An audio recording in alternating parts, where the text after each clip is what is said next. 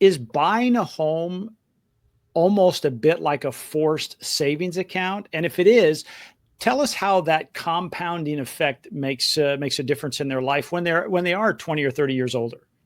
Well, exactly, and I think you're right. First of all, understand that home ownership, purchasing a home, it's a long-term play.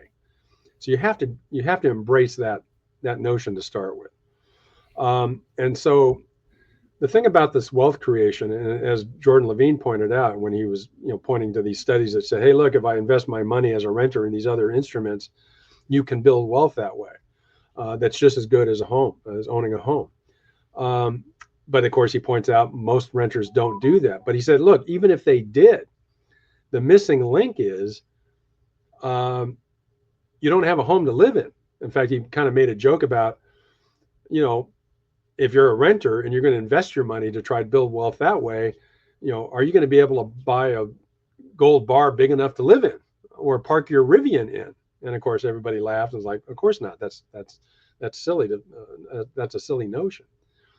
So the idea here is um, there are a lot of folks out there who are actually making very good money. I see this quite often, and a lot of times they're fairly young people, especially if it's a couple, a married couple, and it's not that difficult in this environment, in this kind of economy, in particular in California, where you can have someone who, husband and wife, spouse, each making six-figure incomes. And yet again, I see on the balance sheet side of their financial profile, they don't have much money saved because they're spending too much.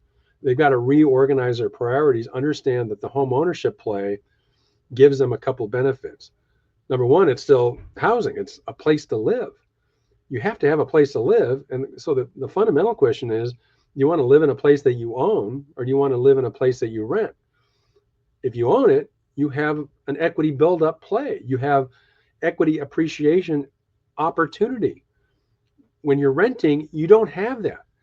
And then if you don't have the discipline as a renter to take the amount of money that you think is going to be available because you didn't buy a home, if you don't invest that wisely and in a significant fashion, you're going to be one of these consumers who are just spend, which frankly is part of why the economy is doing so well. There's a lot of high income renters who are just spending every dollar they're making. So that's propping up the economy, but they're not building wealth.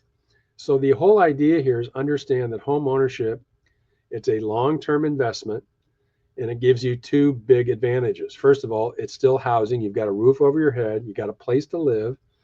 And chances are it's going to be a nicer, better place than wherever you're renting now. And you have the additional benefit of equity appreciation.